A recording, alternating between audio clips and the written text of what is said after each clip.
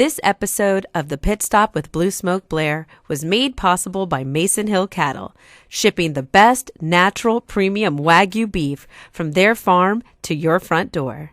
MasonHillCattle.com. Oh my God! Well, hello there, fam. Look who it is!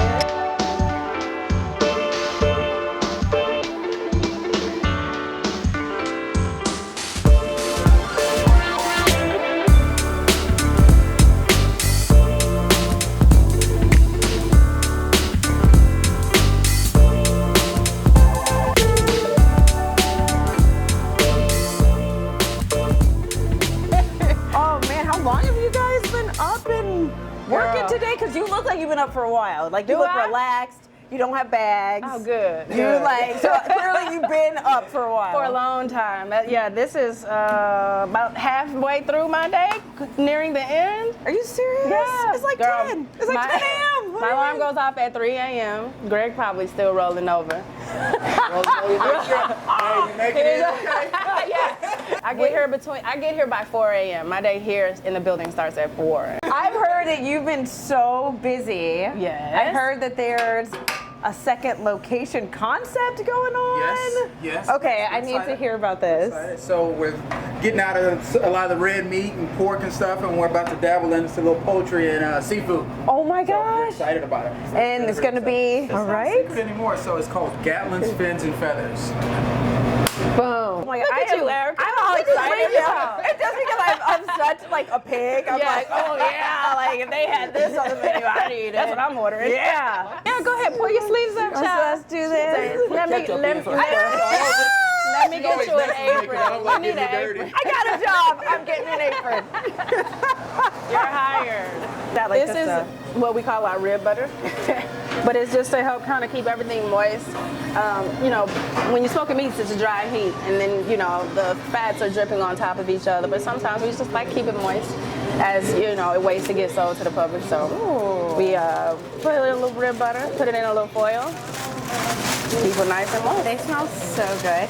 The trick is making sure you don't cook it too far, so that, yeah, you want it nice and tender and come off the bone, but you don't want it to be sliding all you still want it to have integrity, right? Yeah. So, you know, but that's the beauty of smoking meat. You either got it to where you know, okay, it needs to come down now or not. So how long do you smoke these first uncovered?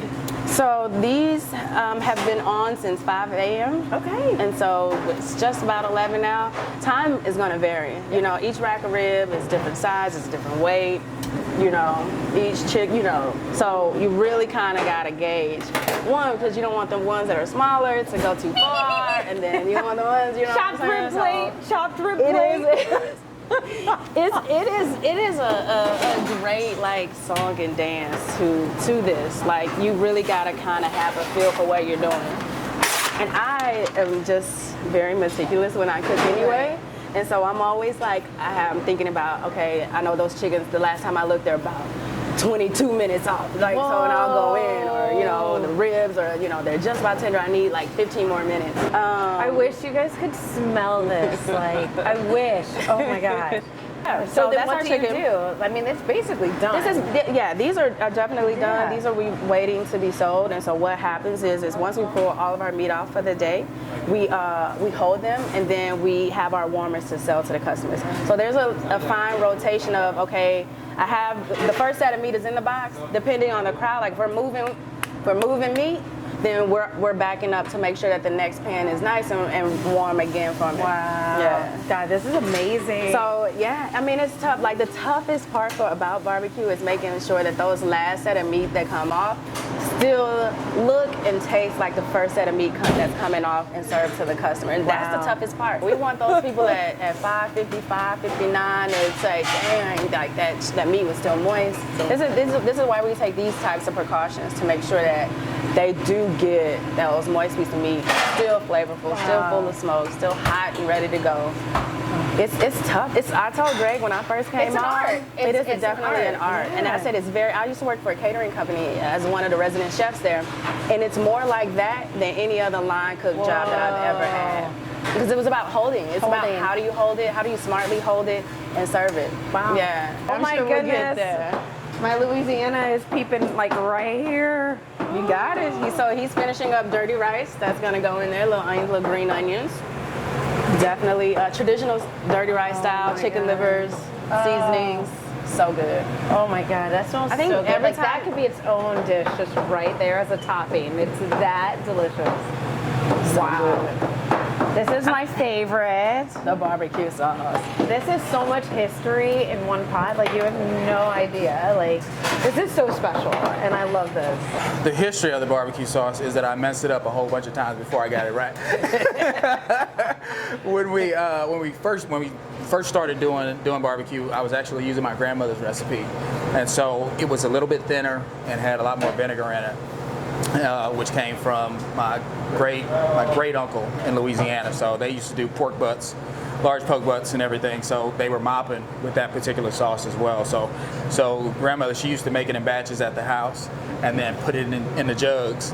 And then I'd be like, hey, Granny, you got the barbecue sauce? Yeah, baby, come pick it up. It's ready to go. And so I'd go over there, get the sauce, and we put it on the truck, and we went out and we did what we did.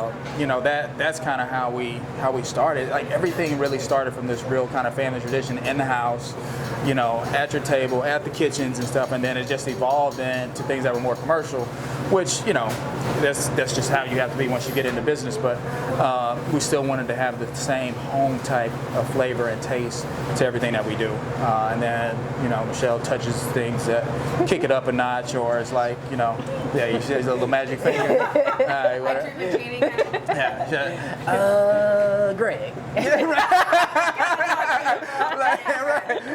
It's so funny, man. It is so funny. So I actually enjoy that because, like, you know, we actually rein each other in or push each other over the cliff. You're both artists. With the things that we do. So I enjoy that every day. Like, it's good to be able to work with somebody that you have that rapport with, and it's just, you know, you're trying to build a business to grow, but you also still want to keep the things that kind of brought you there.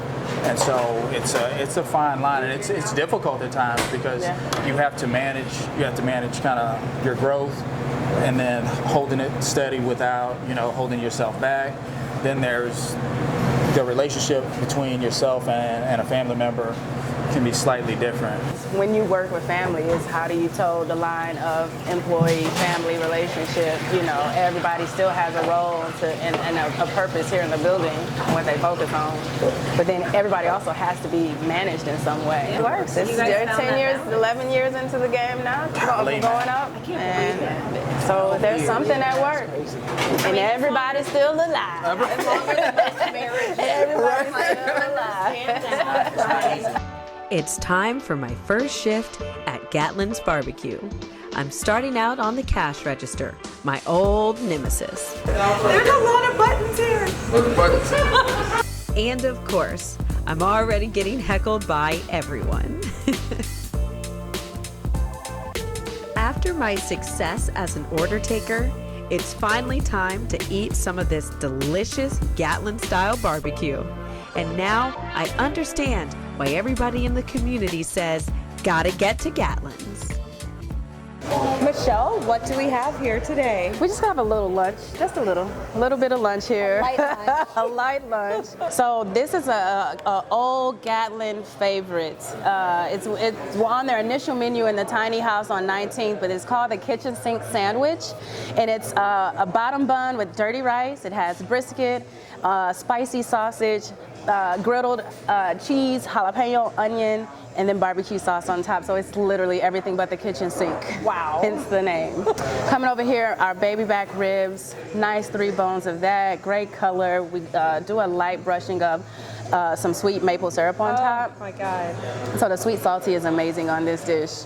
A few of our side dishes that pair, like we always try to slim down our sides because we feel like we have so many, but you got some of the best sides that we have. The cucumber salad is nice, light bite. People who like to eat nice and light will love that. A little bit of vinegar, a little bit of sugar. This is my favorite. Dirty rice is our traditional Louisiana style. There's no pork in it, all chicken livers. There's a lot of onions, different spices, The rice is amazing. You saw the onion so and the good. butter simmering earlier. That's what it went into. These are just our collard greens. We went from making 20 pounds of collard greens to 60 pounds in a week. Well, no, we're up to about 120 pounds. So I make about 2 batches a week. 3 on like holiday stuff. Yeah. Oh my God. This is our smoked corn. This is so good. We put this onto the pit early in the morning, let it smoke for about 2 hours. Really amazing flavor, yeah. Back here, our wings, I think we have the best wings in the city. I'm not gonna lie. We have the best wings in the city. I believe it. We have 5 house-made flavors. This one particular is our Thai wings. We marinate that in sesame oil, salt, pepper, rice wine vinegar before we fry it up, and then it gets our house Thai sauce on top, a little sesame seed and cilantro to bring it over. Oh, super good. my God. The Thai wings are one of my favorite, and then our house sauce is really, really good. I felt like this was a Michelle signature. Yeah. I felt that. Definitely a Michelle signature. What do we have? These are our sliders. You can get this with pretty much anything. Brisket, sausage. Today you have pulled pork on it. We squeeze a little bit of vinegar, pepper sauce on it, so you'll get some of that vinegar cutting through the richness of the pork.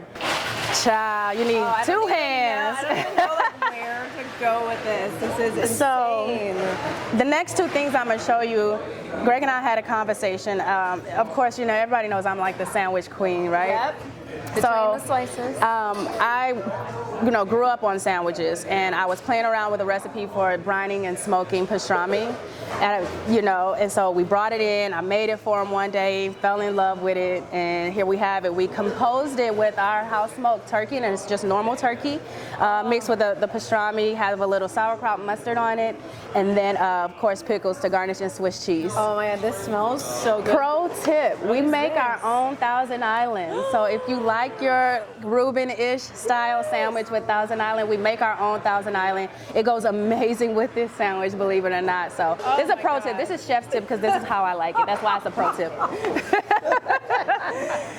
Moving on into the next sandwich creation. Oh, this one's gorgeous. This is our house cut smoked bologna. Like I grind it in house, season it up, throw it onto the smoker. We slice it up. We serve it with actually some brisket fat mayonnaise I make from scratch. What? Wait, what? Wait, brisket fat mayonnaise? Mm-hmm. How did I not have this in my life before? What? So mayonnaise is what? It's fat and it's egg, and we was like, why not use smoked brisket fat to make the mayo? And then this is our traditional 3-meat plate. We got chicken, brisket, sausage, and then your favorite side dish, yams, and then some more smoked corn. So you did a great job with ordering. You got a little bit of everything. You got wings, you got sandwiches. And I saw something that came out that is amazing. Earlier we spoke about fins and feathers and getting into our new concept. So Greg decided to fry you up some of our chicken. So you'll have to tell us what you think about it. But this is just our kind of fins and feathers recipe on the chicken. He has a little spicy honey here. It's like spicy honey. So again, with the sweet, salty heat aspect to it. Again, it's not necessary to enjoy the chicken, but it helps take it to another level.